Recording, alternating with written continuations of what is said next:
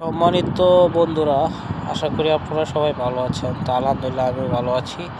সকাল সকাল আপনাদের মাঝে একটা ভিডিও নিয়ে আসলাম।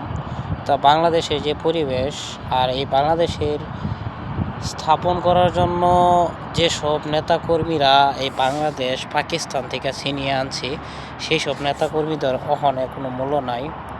আর ওই সব নেতাকর্মীদের কূটনীতি করেও কোনো মূল্য নাই।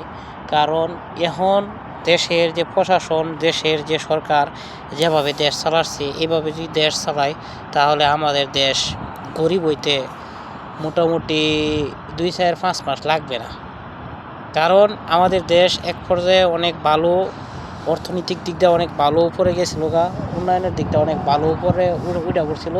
আমাদের মাননীয় প্রধানমন্ত্রী শেখ হাসিনার হাত ধরে আমাদের দেশ অনেকটা উপরে উঠে গেছিল। কিন্তু এই 20-21 মাসে দেশের যে 12টা বাজাইছি, কিছু ছাত্র জনতা এবং কিছু সুদখোর ইউনূসের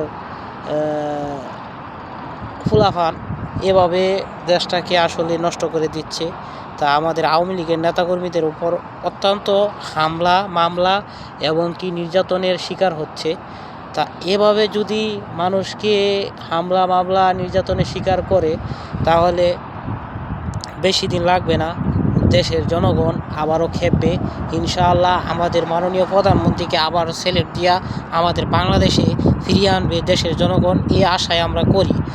আর দেশের মানুষ, আমার মনে হয় 80% লোক দেশে প্রধানমন্ত্রীকে আবারও সরকার দেখতে চায়, আবারও তার হাত ধরে উন্নয়নের মাত্রা উঠুক, এই ধরনের আশাবাদী জনগণ। তা আমরাও চাই ইনশাআল্লাহ আওয়ামী লীগ সরকার যদি ক্ষমতায় থাকে তাহলে দেশের চাঁদাবাজিরা হয়তোবা অনেক কম হয়, লুটপাট চুরি ডাকাতি এসব থেকে জনগণ নিরাপদ থাকে। দেশের স্বার্থে এবং দেশের উন্নয়নের স্বার্থে দেশের জনগণ সবাই ইনশাআল্লাহ ঐক্যবদ্ধ হয়ে আবারও আমরা আওয়ামী লীগকে ফিরিয়ে আনবো। জয় বাংলা, জয় বঙ্গবন্ধু।